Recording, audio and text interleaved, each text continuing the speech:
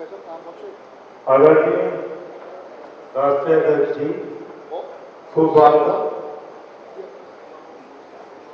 आदरणीय कार्यकारिणी सदस्य जी अजय सिंगर जी, आपके स्वागत है।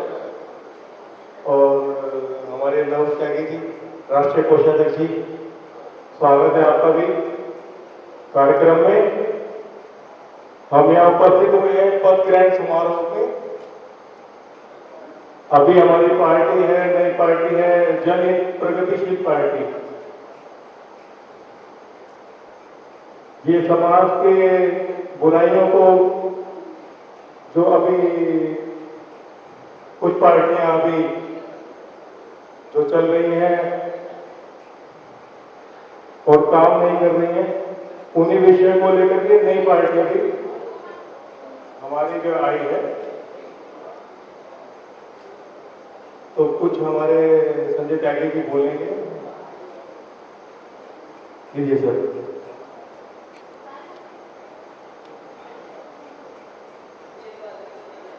नमस्कार सभी जो है पत्रकार बंधुओं को और जितने भी आए हुए मेहमान हैं, मैं सबका स्वागत करता हूं जनहित पार्टी की तरफ से। सबसे पहले तो हम ये चाहेंगे कि 2 मिनट का मौन रखेंगे। जो हमारा जो है अमरनाथ यात्रा में त्रासदी हुई है, जो हमारे श्रद्धालु, तो मेरी सभी से रिक्वेस्ट है कि अपने अपने सीट पे खड़े हो जाएं 2 मिनट के लिए। उन सभी आत्माओं के लिए शांति हो।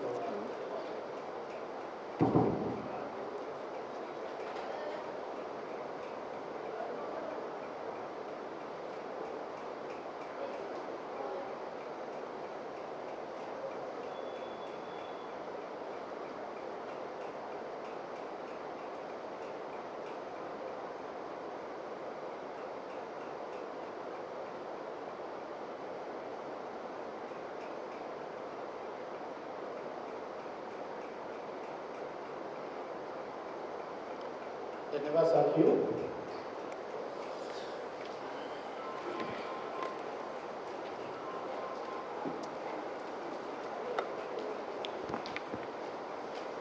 जैसा कि हमारे पत्रकार बंधु तो सभी जानते ही हैं कि हमारी जनहित पार्टी प्रगतिशील का उदय है और जो हम दिल्ली में फाइट करने जा रहे हैं, हम दिल्ली की सभी एमसीडी के चुनाव पे, जो कि दिसंबर लास्ट या जनवरी के फर्स्ट वीक में होने ही हैं, उस पे जनहित पार्टी प्रगतिशील सभी पे जो है अपना दावा ठोकेगी और सब पे जो है फाइट करेगी। दूसरी चीज है जनहित पार्टी फ्री शिक्षा और फ्री चिकित्सा। शिक्षा के अंदर हम लोग चाहते हैं, जो जनहित पार्टी का मेन उद्देश्य है कि हमारे देश से प्राइवेट स्कूल बंद होकर फ्री शिक्षा केवल सरकारी इंटर तक के जितने भी प्राइवेट स्कूल है वो बंद होकर प्राइवेट उसका जो है निजीकरण बंद हो और सरकारी बने और सबको फ्री शिक्षा, चाहे डीएम का बेटा है, चाहे एक जो है आम आदमी का बेटा है, चाहे नेता का, मंत्री का या संतरी का है, सबको शिक्षा एक समान मिले, जिससे कि भाईचारा बढ़ेगा, जिससे कि एकतावाद बढ़ेगा।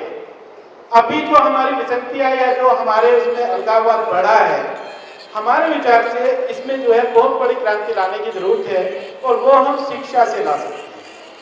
अगर हम ये सोचें कि हमारा बच्चा जीडी गोयनका में पढ़े या डीपीएस में पढ़े और एक आम पब्लिक का बच्चा जो है वो सरकारी में पढ़े, तो दोनों में कभी एकता नहीं आएगी। एकतावाद जब हम साथ रहेंगे, साथ उठे बैठेंगे, क्योंकि भारत की सभ्यता प्राचीन तक काल से ही एक गुरुकुल का जब वो होता था, भगवान श्री कृष्ण और सुदामा एक ही उसमें पढ़े थे, तो वहाँ भेदभाव नहीं होता था। ये जो अभी हमारा अलगाववाद बढ़ा है, इसका सबसे बड़ा कारण शिक्षा की नीति में बदलाव आना ही चाहिए।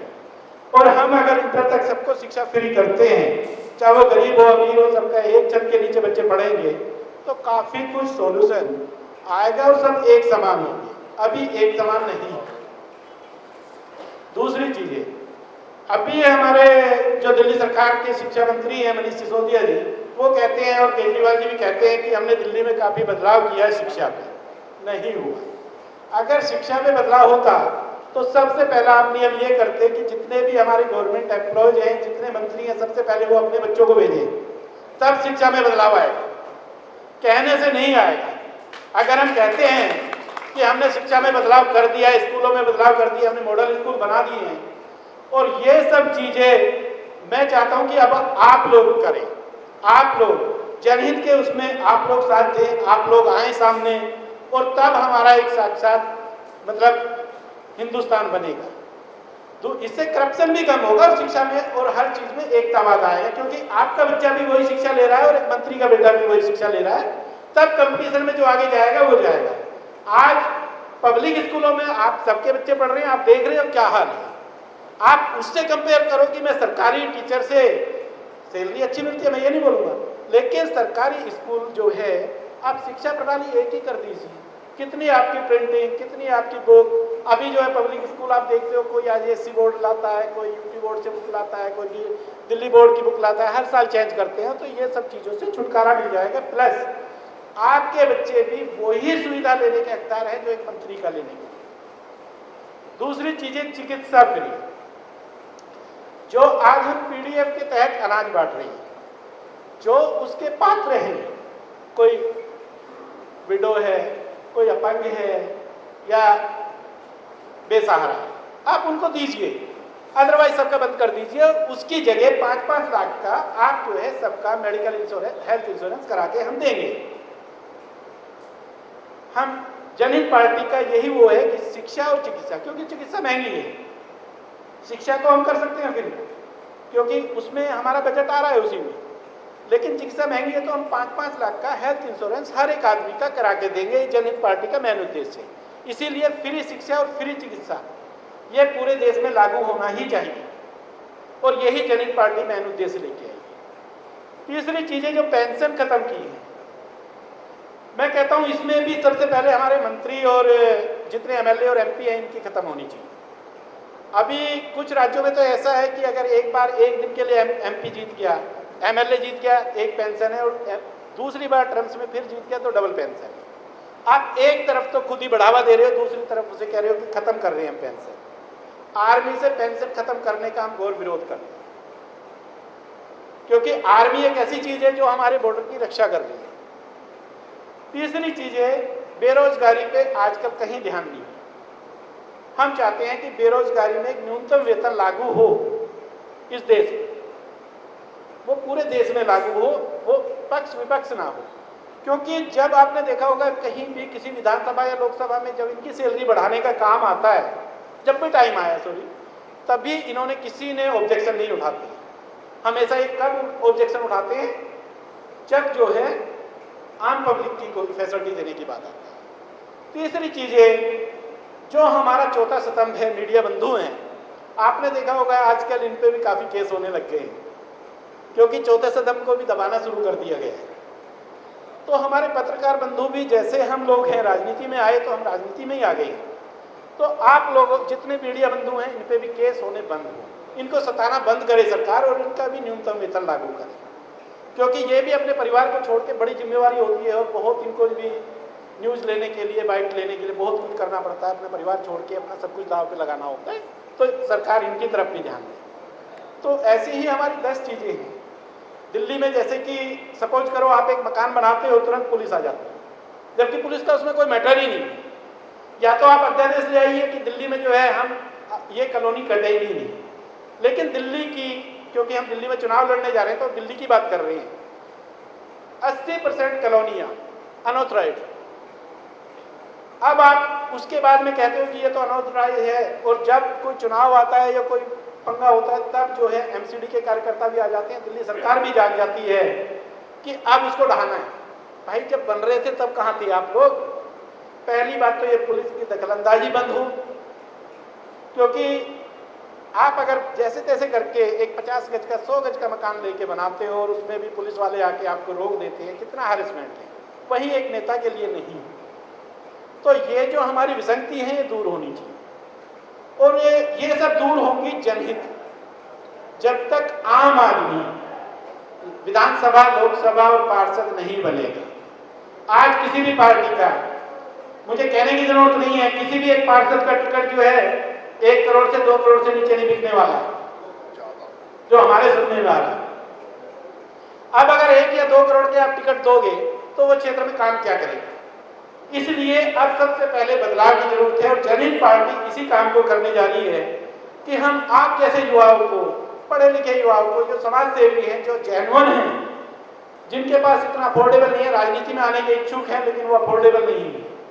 केजरीवाल जी आए थे कि मैं इससे दूर करूंगा लेकिन कर नहीं पाए, वो भी हमाम में आके नंगे हो गए। हम इन सब चीजों को दूर करेंगे और ये जो भ्रष्टाचार युक्त है इसको एकदम बंद करने की कोशिश करेंगे और आम आदमी को ही टिकट देके आगे लेके आएंगे, जिसे आप लोग बताएं। हम ये शुरुआत भी पार्षद के चुनाव से करने जा रहे हैं और इसीलिए हमने आज दिल्ली प्रदेश अध्यक्ष की नियुक्ति की है नितिन गर्ग जी, और दिल्ली प्रदेश उपाध्यक्ष परविंदर जी, इनको हमने दिल्ली की जिम्मेवारी दी है। आप लोगों के बीच में हैं, यही लोग जो है डिपेंड है कि किसको टिकट देना है, किसको नहीं देना है। लेकिन मैं दोबारा यही बोलूँगा कि जनहित का जो कार्य है वो जनहित के कार्य में सरोकार आम आदमी जब तक भागीदारी नहीं होगा, आज आम आदमी चुनाव लड़ने का इच्छुक ही नहीं है क्योंकि उसके पास पैसा नहीं है। जनहित पार्टी आम आदमी को रियल में आगे बढ़ाएगी, पैसे वालों की ही बोलबाला यह नहीं है। अगर उसके अंदर कुछ करने का वो है, समाज में बदलाव लाना है, तो आपको आम आदमी को ऊपर उठाना ही होगा। जब तक आप भी देखते हो 5 फैमिली का वर्चस्व होता है, उन्हीं को टिकट मिलता है, चाहे पार्षद का हो, एमएलए का हो। वो अगर सपोज करो ये भाई बैठे इन्हें बीजेपी से नहीं मिला, कांग्रेस से लेंगे, कांग्रेस से नहीं मिला आम आदमी से लेंगे, आम आदमी से नहीं मिला दूसरी पार्टी का लेंगे, लेकिन 5 परिवारों का वर्चस्व है। तो जनहित पार्टी इस वर्चस्व को खत्म करने आई है। हम रियल में आम आदमी को आगे बढ़ाने आए हैं। हमारे लिए अगर एक रिक्शा वाला भी है और वो अगर मेहनत कर रहा है तो वो भी पार्षद बन सकता है, वो भी एमएलए बन सकता है, वो भी चुनाव लड़ सकता है। उसको सपोर्ट हम तन मन धन से जनहित पार्टी करेंगे। हम समाज में बदलाव के लिए आए हैं, यहाँ कोई तानाशाही नहीं चलेगी। इन चीजों को लेके जनहित पार्टी आई है और इन्हीं चीजों को लेके हम आगे बढ़ाएंगे। यही हमारा जो है मेन उद्देश्य।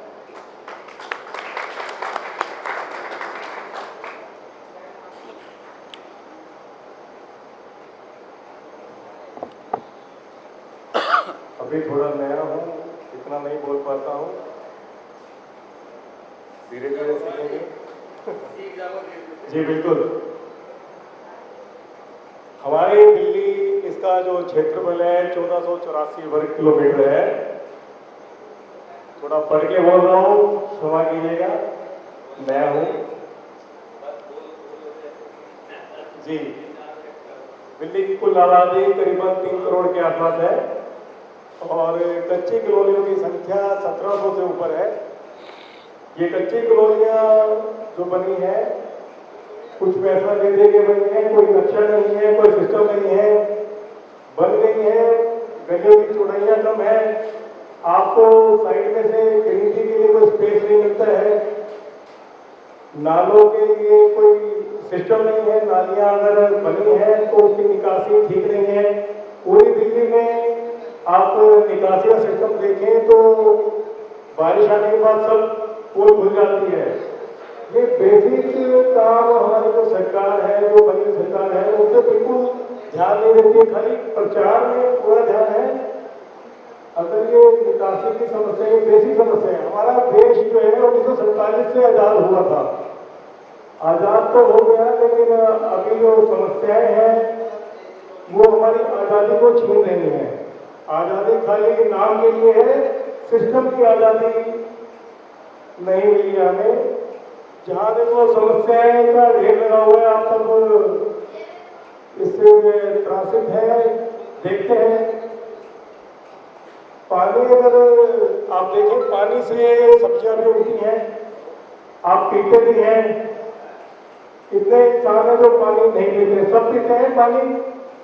पानी की स्वच्छता कितनी है दिल्ली में, ये आप सब परिचित हैं। आपके घर में पानी आता है, नल आता है, टूटी है, लेकिन उसे पानी क्या साफ स्वच्छ शुद्ध आता है क्या? क्यों नहीं आता है? क्या सरकार को ये चीज पता नहीं है?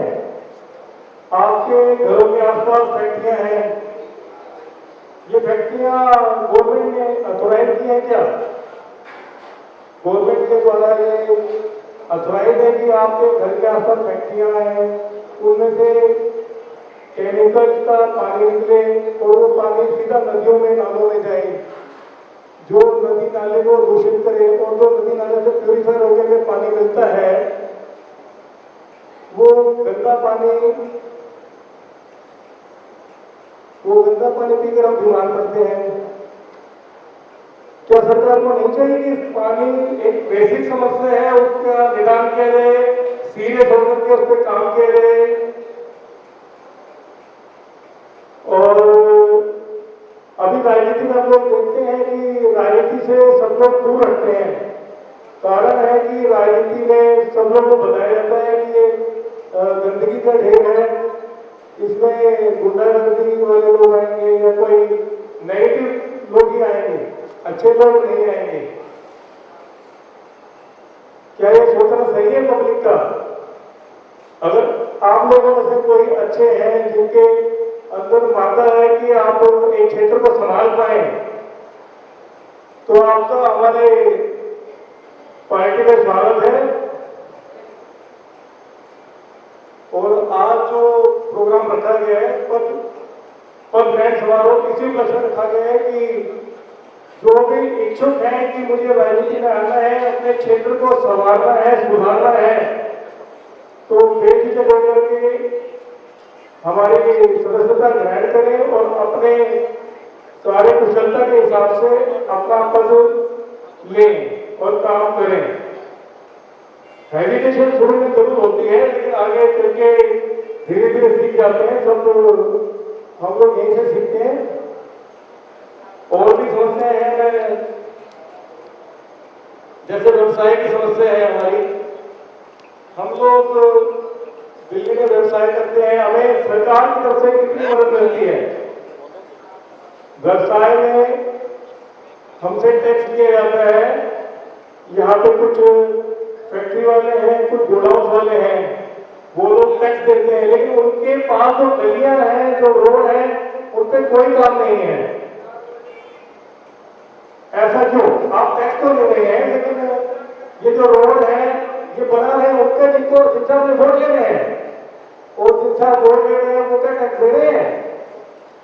वोट नहीं दे रहे हैं टैक्स, क्योंकि उनके खाली आपने वोट लेना खुश रहना है।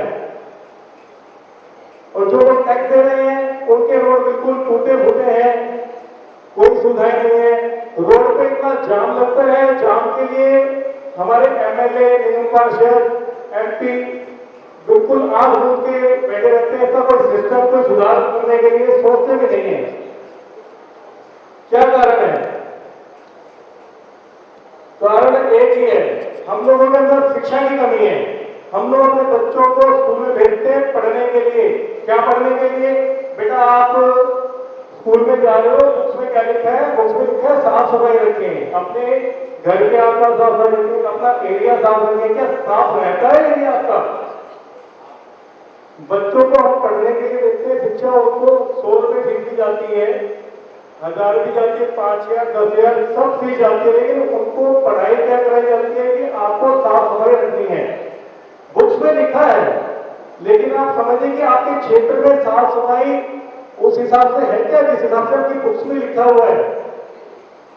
बुक्स के हिसाब से खाली वो लिखने के लिए है या हमारा जो इंडिया है, हमारा इंडिया में डॉक्टर्स के लिए सब लोग चाहते हैं डॉक्टर्स बनना है, इंजीनियर बनना है, एडवोकेट बनना है। लेकिन मुझे सबसे पहले बताइए कि इंसान भी बनना है क्या? इंसान का मतलब है कि हमें स्वच्छ पानी मिले, शुद्ध खाना मिले, शुद्ध रहन सहन मिले। हम कहीं रोड पे जाएं तो हमारे रोड साफ सुथरे हो, गड्ढे ना हो। जैसे कि सुनते आते हैं विदेशों में हमें ऐसे रोड लगते हैं जिसमें आप बैठ भी सकते हैं, साफ सुथरे होते हैं बिल्कुल। वहां अगर आप थोड़ा सा तिनका करोगे तो तुरंत सफाई होती है और जुर्माना भी लगता है। हमारे यहाँ कोई ऐसा सिस्टम नहीं है, क्योंकि हमारी जो सरकार है, सरकार धनी बन जाते हैं, लेकिन वो पैसे के ऊपर ज्यादा ध्यान रहता है, आम जनजीवन को सुधारने के ऊपर कम ध्यान रहता है।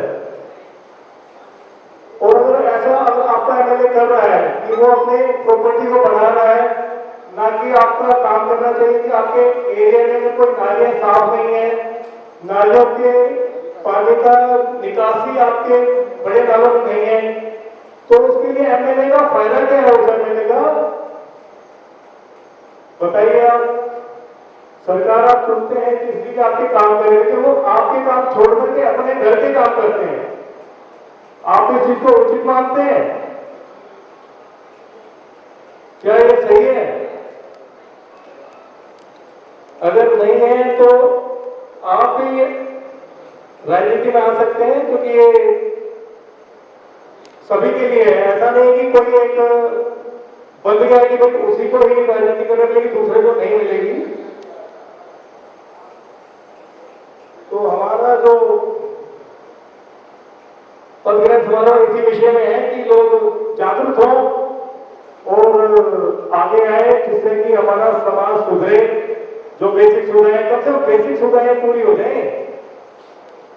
और हमारे यहाँ पे दिल्ली में जो फैक्ट्रियों का सिस्टम है, ये फैक्ट्री में जो जाल है वो किसके द्वारा बनाया गया है? फैक्ट्रियां जरूर है, जैसे हमारा शरीर है, शरीर में नसें हैं, जैसे शरीर में नसें जरूरी है, ऐसे फैक्ट्रियां, व्यापार सब जरूरी है, लेकिन उनका एक सिस्टम होना चाहिए। हमारा देश आजाद हुआ है, आजाद होने के बाद हमारे को सिस्टम नहीं मिला है कि जीना कैसे है। अगर आप एक मोबाइल खरीदते हैं तो उसके बाद आपको यूजर मैनुअल मिलता है, यूजर मैनुअल मिलता है नहीं। आप कोई गाड़ी खरीदते हैं तो उसके साथ ही आपको यूजर मैनुअल मिलता है, गाड़ी को किस प्रकार से रखरखाव करना है, कैसे यूज करना है। आपको ये भगवान ने जीवन दिया है, इस जीवन को यूज करने के लिए, इसको चलाने के लिए आपके पास कोई यूजर मैनुअल है क्या? कि किस प्रकार से हमें सोना है, कैसे उठना है, हमें क्या खाना चाहिए, कैसे रहना चाहिए, अपने आसपास के लोगों से किस तरह से बात करनी चाहिए, क्या हमें ड्रिंक करनी चाहिए, नहीं करनी चाहिए, ऐसा कुछ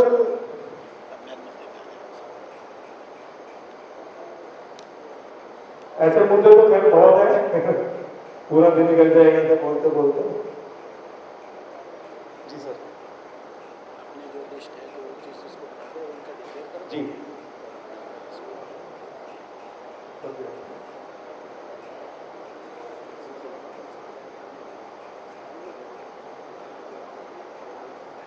परमिंदर जी प्लीज आइए।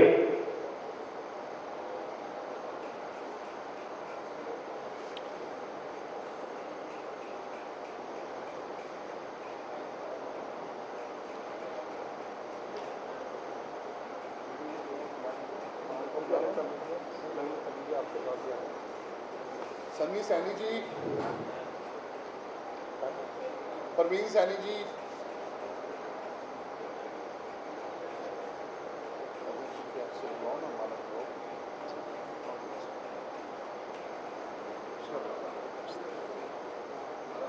सर आओ ना प्लीज, आप आओ।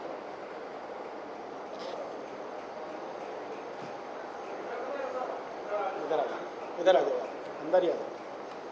सन्नी जी आप भी आओ। परवीन सैनी जी, परवीन सैनी जी है, ये जनहित पार्टी में आए हैं हमारे। इनको सचिव बनाया गया है बारहवीं विधानसभा का जी। तालियां सर। आओ जी सर, बैठो। सन्नी सैनी जी हैं, ये अपनी वार्ड नंबर 19 के सनी सैनी जी है, आओ जी।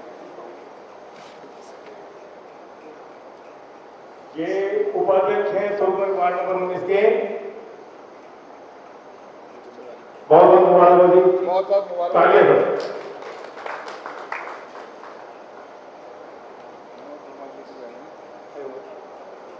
विनोद वर्मा जी, ये उपाध्यक्ष हैं जी, पाली विधानसभा के चुने गए हैं। विनोद वर्मा जी उपाध्यक्ष पाली विधानसभा। धन्यवाद। ज्योति प्रसाद जी,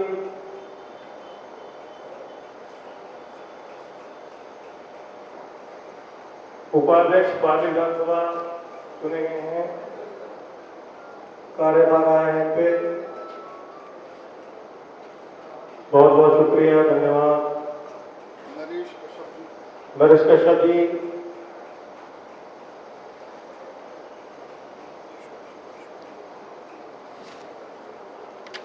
उपाध्यक्ष जी हैं हमारे पाली विधानसभा के, चुने गए हैं जी,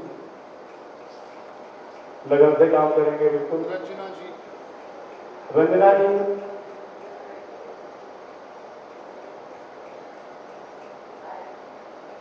ये मंत्री हैं जी पार्टी विधानसभा के, संगठन मंत्री, बहुत बहुत शुभकामनाएं। ये जिम्मेवारी हमारी बहन की है।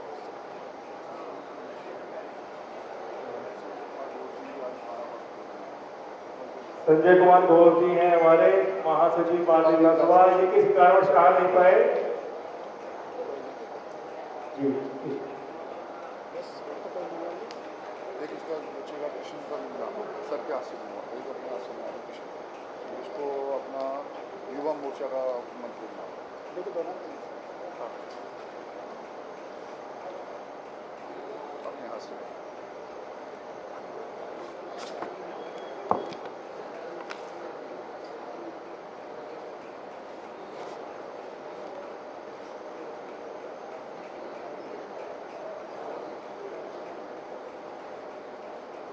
सबके लेटर के बाद में साइन और डेट डाल देना, आपने डाली नहीं किसी को। किशन राजपूत किशन राजपूत सिंह, किशन सिंह, युवा मोर्चा का नाम सचिव, युवा मोर्चा का युवा, अच्छा अध्यक्ष या सचिव? सचिव बना, सचिव अध्यक्ष थोड़ा बड़ा ठीक है। सिलसिले। हाँ, किशन सिंह, किशन सिंह युवा मोर्चा युवा सचिव। मोर्चा के सचिव बनाए गए हैं। बनाए गए हैं।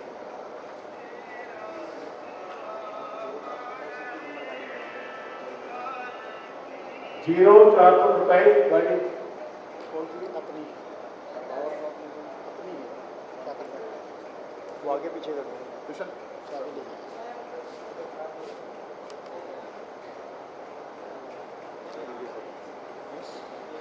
चाबी कराओ भाई से।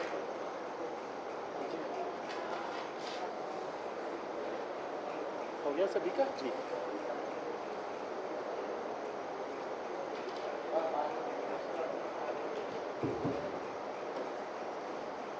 हो गया है। अब हमारे पत्रकार बंधु जो है अपनी बाइट ले सकते हैं, क्योंकि पब्लिक तो थोड़ी लेट ही आ रही है। हमारे जो मित्रगण बंधु हैं वो सब थोड़े डिले हैं।